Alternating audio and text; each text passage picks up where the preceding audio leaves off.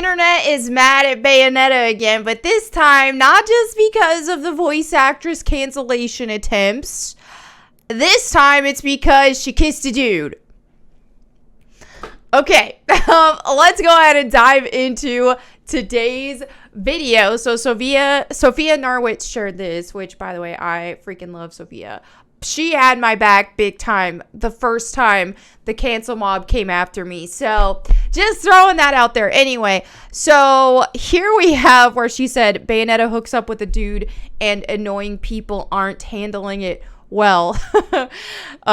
So it looks like here, honestly, if you don't know trans women and gay men are the real audience for Bayonetta, then you probably don't actually know anyone but straight men coming out with a new take that Bayonetta is just sissification corn. Okay. First of all, like, let's be real here. This isn't the real statistic. There just simply aren't, and when you actually factor the percentage of gamers and how many people are buying the games, I mean, the gaming industry in general, it's dudes. It's mostly straight dudes who are carrying it and supporting the industry. Let's be real. And you know what? When it comes to like Tomb Raider, for example, that has a huge female and gay male audience. But even so, it's still mostly straight dudes buying it. Let's be real. You gotta be realistic about it. So yeah, one thing that is fun about the Tomb Raider community or even Bayonetta community is having some different demographics in there. But for the most part, still, it's straight dudes carrying it, just like every other industry or video game. Except for the ones specifically targeted at, kids or young girls like Barbie or so on and so forth. Then here, this tweet, making Bayonetta straight is literally so heckin' crazy, she says. Ash says, I loved Bayonetta 3 until the ending. That was so bad. Like, character assassination bad. I don't even want to look at the game anymore. Which, by the way, I haven't played this yet, but what I saw in the video is her kissing a dude. I'm not gonna say who. I don't want to spoil for anybody who hasn't played it yet, but yeah, she kissed a dude. And they're mad. And then this, who is the gazer in Bayonetta? I genuinely have no idea. I don't know who looks at a woman's body in the way that the camera observes Bayonetta other than queer people. Okay, so the camera focuses on her body, so they must be queer. The camera guy, I don't understand this logic. I don't. It doesn't make any sense to me. Also, it's like Bayonetta used to be, which Sophia also pointed this out in another tweet, but Bayonetta used to be demonized because of the whole male gaze argument.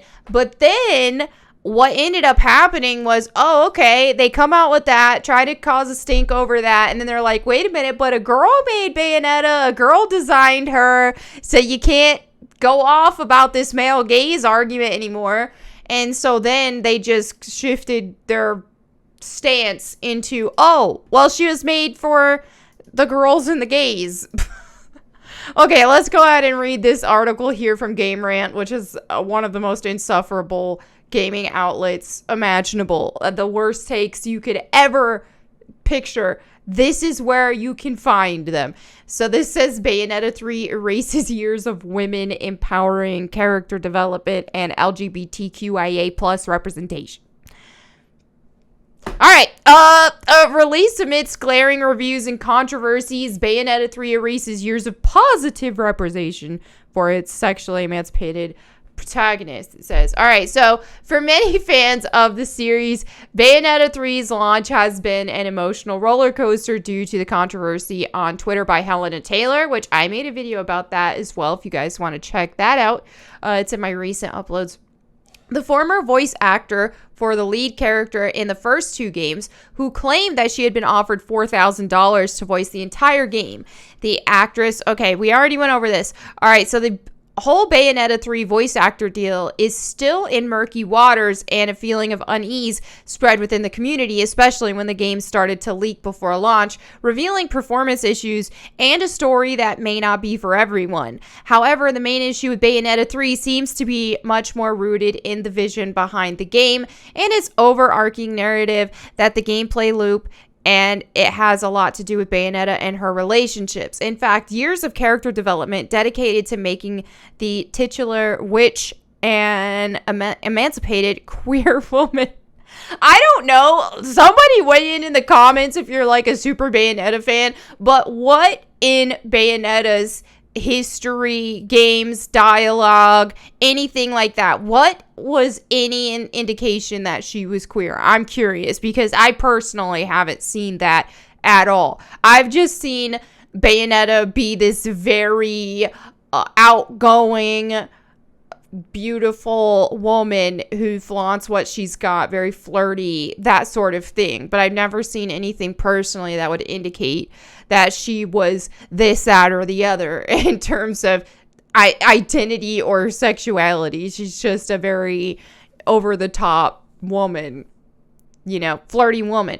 All right, so let me continue. Who derives pleasure from her own sexuality to get completely thrown out the window in the third installment of the series. All right, the fact that Bayonetta was always depicted as a dominatrix.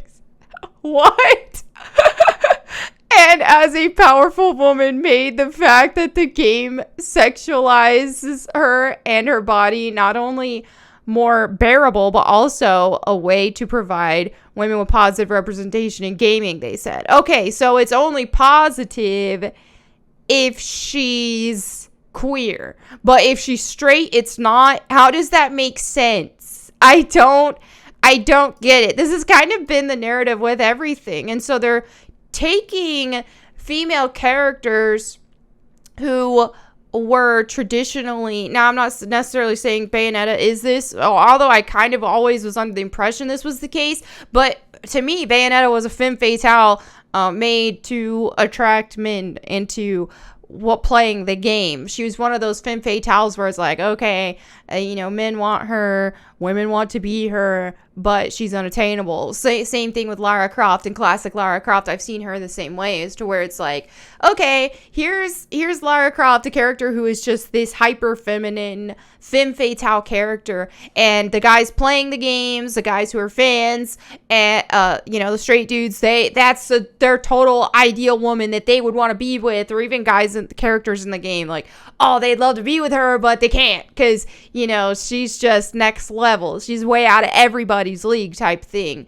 But why they take characters like that and then change them and try to make them gay or some variation of that, because they don't think that a straight woman can be empowering, is just puzzling to me. Same thing with Lara Croft, which I made a video about that. The alleged leaks about the future game show that Lara Croft dates a woman, falls for a woman, and I've made a whole video about that as well, which is just not how the character was set up to be. But for some reason, it's just like, oh, femme fatales have to be this now. They have to be, first of all, they usually have to have make-unders. Surprisingly, Bayonetta hasn't had that, but it's kind of a different situation. I don't believe an American studio makes Bayonetta. So that's mostly an American studio type thing, or, European or something like that. All right, let's continue. In the first 2 chapters of the series, Bayonetta doesn't need to be saved. She is the heroine who saves other people, including Jean, with whom fans believed she had an intimate relationship. No, they shipped it, okay? They just shipped it. Probably. Let's continue. All right, this is not something that fans simply wanted to believe, but it was also stated by developers. Oh, maybe. And was even shown in drawings of 2 women being clearly intimate beyond friendship, making their love canonical. In Bayonetta 2, the titular Umbra Witch even goes to the gates of hell in order to save Jean, which could be seen as an act of pure love for her, or she just saved her. I'm pretty sure she'd save a friend as well. Even if the games didn't really make Bayonetta's sexual orientation clear, she was believed to be at the very least bisexual or pansexual, but Bayonetta 3 revises all this to a degree with the character's relationship, the overall story, and the way it ends. Okay, well, in this kind of situation, I don't know if they're overly reading into it with her having a female friend here or not. Again, Bayonetta superfans, feel free to weigh in the comments below. All right, so how Bayonetta 3's Luca strips Bayonetta of self-empowerment and positive representation. Okay, this is the character she kissed. I was going to try to not even say it because I didn't know if people would find it as a spoiler, but they probably already know by now, and it's already in the article, so hey. Sorry. One of the core issues with Bayonetta 3 is the fact that the game puts a lot of emphasis on the relationship between the witch and a side character introduced in the first title, Luca. Luca had little significant impact on the series prior to the third game, to the point that it seems obvious in the first two games that Bayonetta only teased him and treated him as a toy or a pet of sorts, even calling him Cheshire after her favorite childhood doll. Now, I know in Bayonetta 1 there was a scene where he like pulls her in and it looked like he was about to kiss her, and then she kind of like, turns around, kind of, acts like a little bit of a tease there. So there already was that implication from the first game that there was some sort of chemistry or some sort of interest there. So to me, I don't think them actually kissing in the third game is any sort of a stretch. I mean, this has already been implied before. Luca in Bayonetta 3 is quite different, and his design changes to match his newfound charm and powers, with which he ends up aiding Bayonetta multiple times. This is an inversion of roles where the women empowering sexually emancipated witch who initially saved Luca, a mortal human, thanks to her powers, now even depends on the journalist's brand new powers and needs to be saved multiple times. As such, Bayonetta's 3 lead character struggles to be an independent woman and starts to come across as a shell of her former self, they said. Okay. A lot of people who are outraged by stuff like this are people who are more interested in video game ships than they are with the actual games themselves. And you see this constantly. You see this with Overwatch like crazy, where people just obsess. And same with like Final Fantasy as well.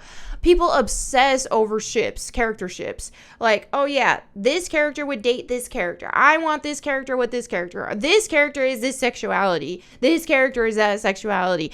It's just gotten to an insane level, and to the point to where, and the reason why people are acting like this is because of they're pushing their own selves in a lot of ways onto these characters, and this is what is a product of whenever you insist on having representation. Whenever you say people can't enjoy something unless they're represented, then what happens is people are putting their own identity into these characters, and whenever these characters don't fit that identity, they take it as a personal attack, which is just absolutely absurd. We should go back to being able to enjoy stories and characters for who they are instead of projecting our own selves on said characters, because these characters are not us.